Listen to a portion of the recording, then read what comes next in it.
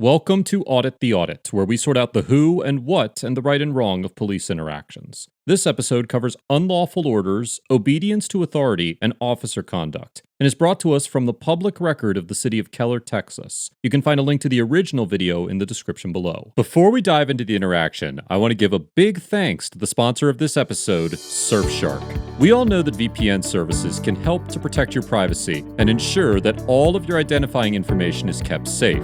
But VPNs like Surfshark offer their users so much more than digital security. Online businesses know how affluent their customers are, what devices they use, and what they're willing to pay. That's why people from different countries see different prices for digital products and services. With Surfshark, you can avoid price discrimination for flights, car rentals, hotels, and more by hiding your location and identity online. A Surfshark subscription is totally unlimited, which means that you can use it on as many devices as you like, and even on all of them at once. No other VPN service offers that much accessibility. Right now, Surfshark is offering the ATA community an 83% discount with an additional 3 months completely free. With 24-hour customer service and a 30-day money-back guarantee, you have absolutely nothing to lose. So click the link in the description to claim your exclusive offer now. Thanks again to Surfshark for sponsoring this episode.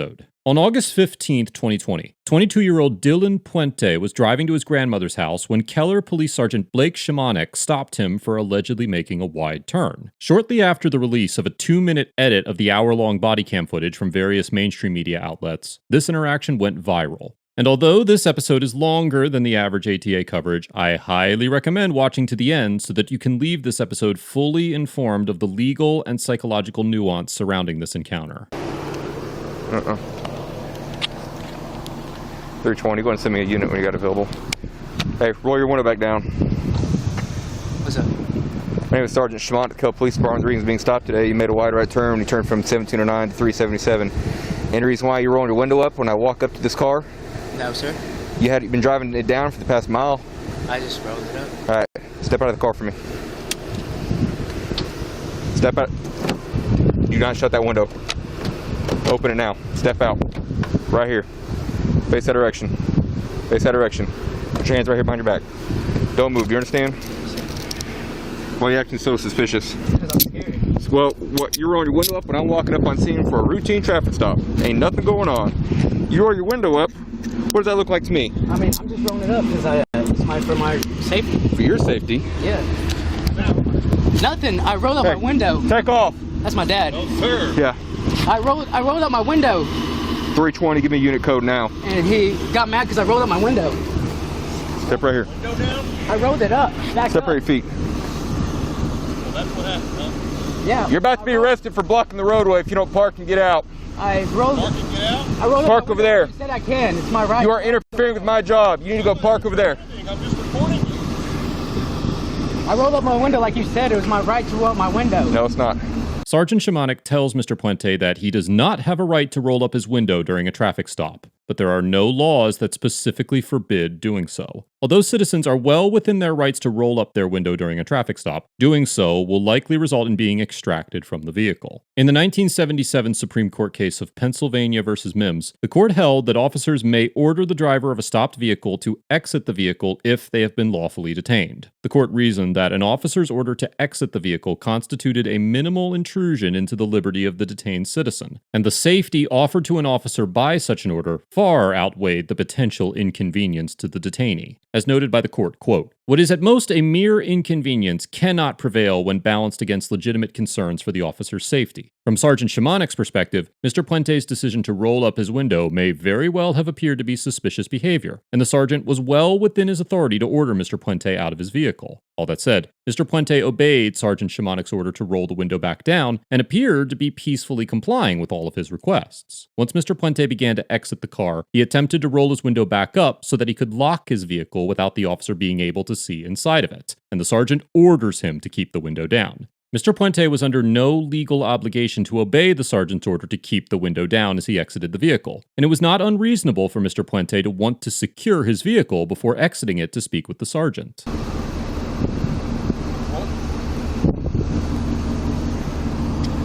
320, gotten back up and route. Do you have any weapons on you? No, sir.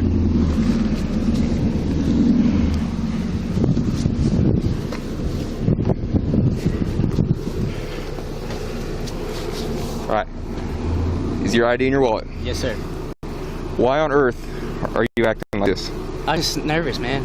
Look, Okay, I'm it was a sorry. routine traffic stop, all right? Yes. I've never met you before. Yes, I know.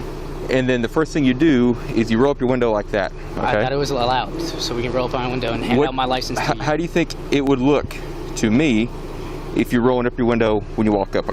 I guess suspicious a little bit. Suspicious.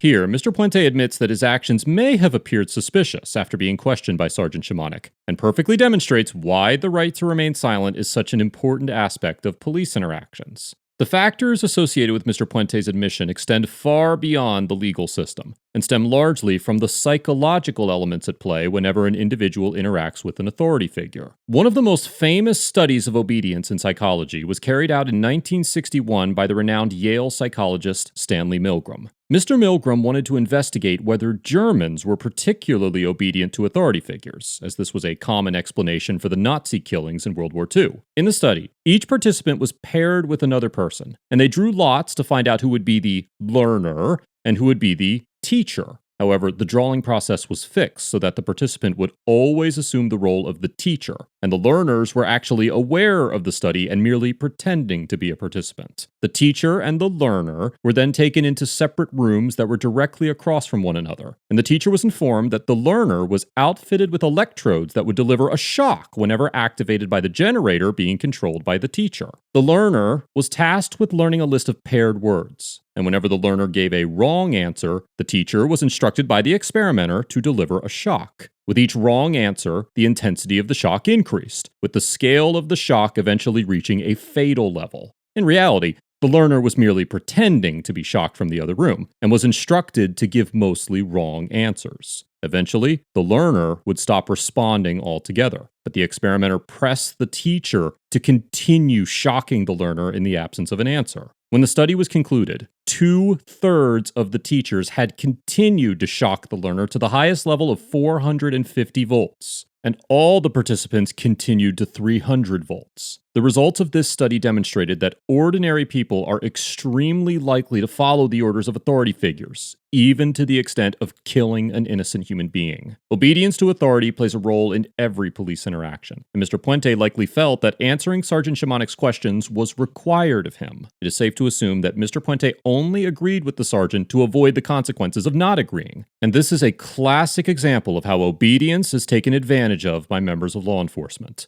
Although I highly doubt that the sergeant was aware of the psychological aspects at play and maliciously took advantage of them, this part of the encounter demonstrates both a dire need to educate officers on the psychology of detainees and the need to educate citizens on their right to remain silent. As Sergeant Shamanik was questioning Mr. Puente's father, Marco Puente, walks to the sidewalk opposite of the interaction and continues filming his son's interaction. So, it's even more suspicious, right? You've been cruising, it's a hot day, you've been cruising around with your window down. Yes, sir. And the first thing I do when I walk up is you roll your window up. Yes, sir. Then I say, step out of the car, and then you proceed to roll your window up all the way, and I can no longer see you. I can roll my window and then shut the door and lock it. That's By what who? I was told. By who? My dad, Okay. by the law, the government. Okay. When you're doing that, you're taking away, I can't see anything. Mm-hmm. Apart from the fact it's rude. It's rude, is it not? I'm trying to have a Yes. conversation with you. You roll up the window, and I'm trying to do my job, and now you're taking away. Just watch him. Stand here? Yep. Better yet, arrest him For what? for blocking the roadway. Blocking the road? Yep. Sergeant Shamanik orders Officer Ankit Tomer to arrest Mr. Marco for obstructing the roadway, and Officer Tomer unquestioningly complies. Texas Penal Code 42.03 criminalizes the act of intentionally, knowingly, or recklessly obstructing a public street, or disobeying a reasonable request or order to move issued by a member of law enforcement. Unlike many states, Texas officers have been afforded the authority to arrest citizens for petty crimes that carry no jail time, such as traffic infractions. In the 2001 Supreme Court case of Atwater v. City of Lago Vista, the court held that a citizen's Fourth Amendment rights are not violated when the subject is arrested for driving without a seatbelt, and that such an arrest for a misdemeanor that is punishable only by a fine does not constitute an unreasonable seizure under the Fourth Amendment. This ruling authorized officers to make a custodial arrest of a citizen without balancing costs and benefits or determining whether the arrest was necessary. There are only 3 motor vehicle offenses that Texas officers cannot effectuate an arrest under: speeding, open container violations, and texting while driving, which, ironically enough, are also the top 3 causes of car accidents in the U.S. The Atwater ruling opened the floodgates for malicious and unnecessary arrests. And according to a 2019 study conducted by order of the Sandra Bland Act of 2017, more than 45,000 Texas drivers were arrested at traffic stops for Class C misdemeanors in 2018 alone. If Mr. Marco had been legitimately violating Code 42.03, then Sergeant Shamanik would have been within his authority to arrest him. We will discuss whether or not Mr. Marco actually violated the code in a moment, but the point of this section is to highlight the fact that Texas officers have nearly unfettered authority to arrest citizens for any violation, no matter how trivial or victimless that violation may be. After ordering Officer Tomer to arrest Mr. Marco, Sergeant Shamanik orders Mr. Puente to sit on the curb while he assists Officer Tomer. When the sergeant approaches Mr. Marco and grabs his arm, a small scuffle breaks out, which results in Mr. Marco being thrown to the ground, maced, and arrested. Once the officers place Mr. Marco into the back of a patrol car, Sergeant Shamanik relays his version of events to a fellow officer. Let's compare the sergeant's story to what actually took place. So, kid's acting nervous as can be. I said, buddy, step out of the car. He proceeds to start rolling up the car, and I thought he was going to drive off on me. Pull the door open, he steps out, no issue. I had to go to detain him. Dad is cruising down the road, stops in the middle of the road. I said, you leave. You need to leave. He's feeding son. No, this is neighbor who lives over here. He's feeding son, telling him what to do. Step right here. I rolled it up. Step right your feet. Well, that's what happened, huh? And I said, no, sir, you need to leave. I said, sir, if you don't leave, I said, you're going to be detained for blocking the roadway here. Yeah. You're about to be arrested for blocking the roadway if you don't park and get out. And so then he proceeds to back up all the way, parks over there, and he walks up into my scene multiple times. I said, you're done, you're under arrest.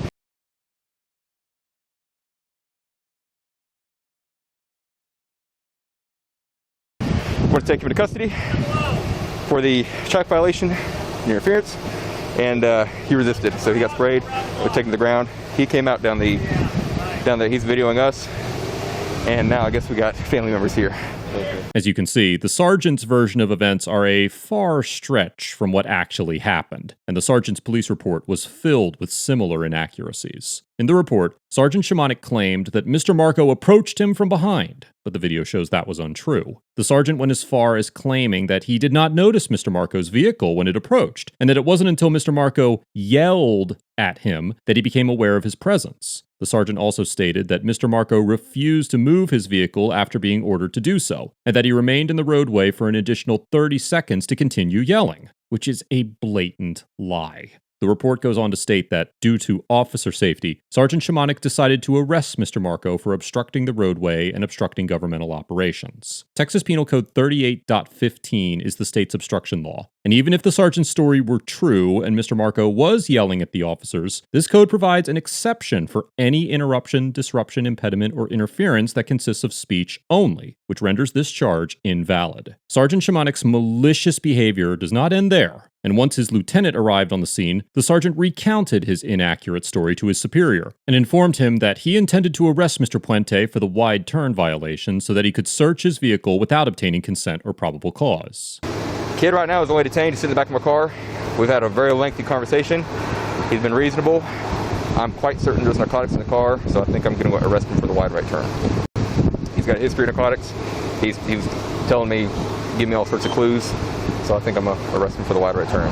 The lieutenant authorizes Sergeant Shamanik to arrest Mr. Puente, and the sergeant searches the vehicle but does not find any drugs or weapons. Mr. Puente was taken to jail, and his vehicle was towed. Following the encounter, the Keller Police Department launched a proactive internal investigation into the incident, and eventually released the full body and dashcam footage along with all the paperwork from the investigation. The investigation resulted in Sergeant Shamanik being demoted to a patrol officer, with the opportunity to reapply for his sergeant position in 1 year. Officer Tomer did not face any disciplinary action. All charges against Mr. Marco were dropped, and all of the fines and fees associated with his arrest were refunded. Mr. Marco has filed a federal lawsuit against Officer Shimonik and Officer Tomer, which prompted Keller Police Chief Brad Fortune to personally apologize to Mr. Marco and admit that his officers were wrong. According to the New York Times, Mr. Marco accepted the chief's apology as a nice gesture, but also stated that he believed more needed to be done to hold the police accountable. The executive director of the Texas Municipal Police Association, Kevin Lawrence, told the New York Times that a lawyer with the association was monitoring the lawsuit against Officers Shimonik and Tomer, but the group does not represent the Keller Police Department or have a lawyer involved in the litigation,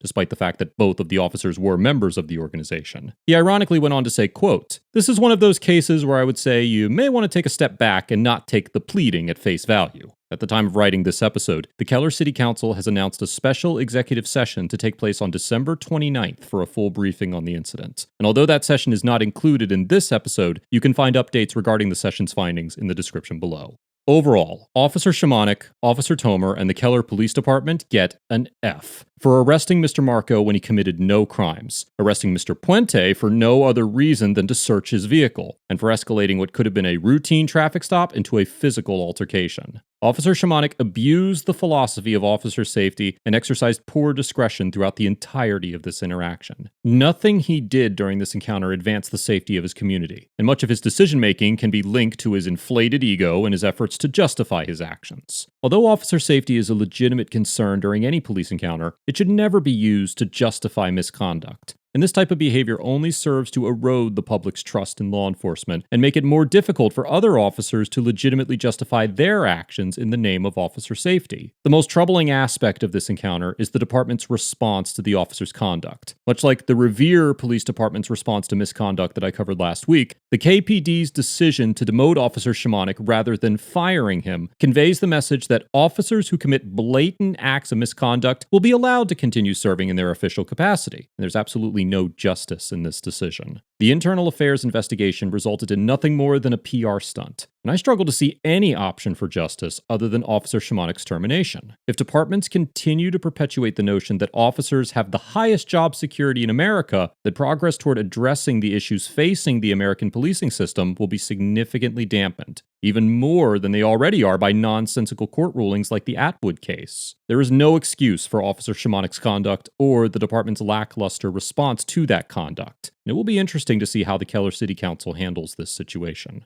As for Mr. Puente and Mr. Marco, I cannot justify issuing a grade to their conduct, because they were both wholly out of control of every aspect of this interaction, and nothing they could have done differently would have made an impact on the outcome. There is very little to critique on the side of Mr. Marco and his son, and that's mostly due to the fact that they did not have an opportunity to contest Officer Shimonik's conduct. While it is true that Mr. Puente could have exercised his right to silence, his reluctance to do so stemmed from a well-established psychological ineptitude that was arguably out of his control. Mr. Puente was cordial and cooperative throughout the encounter, and despite being obviously mistreated by the officer, he complied with all of the officer's orders. I commend Mr. Puente for remaining calm and collected, and refusing to allow his emotions to dictate the outcome of this encounter. Mr. Marco also deserves recognition for having the awareness to begin filming this interaction and not allowing Officer Shimonik to intimidate him or discourage him from recording. Nothing Mr. Marco did violated the law, and the department confirmed that by dropping all of the charges against him.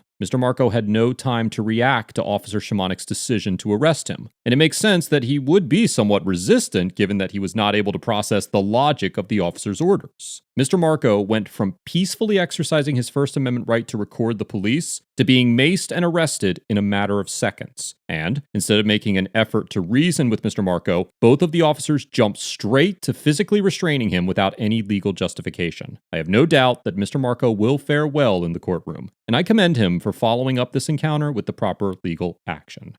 John Lang here, the creator of Audit the Audit. If you've made it to the end of this episode, I would like to extend my personal thanks for taking the time to absorb all of the information surrounding this encounter. And you should give yourself a pat on the back for being so dedicated to being informed. This episode is the final episode for the year 2020, and I sincerely appreciate all of you who have given your support to this channel. This has been a tough year for everyone, but I am humbled to have been a part of the ATA community, and I look forward to bringing you more content in in 2021. I hope that ATA has brought you all a plethora of entertainment and educational value, and I wish each and every one of you the absolute best. Again, thank you for taking the time to watch this episode, and here's to many more to come. Cheers.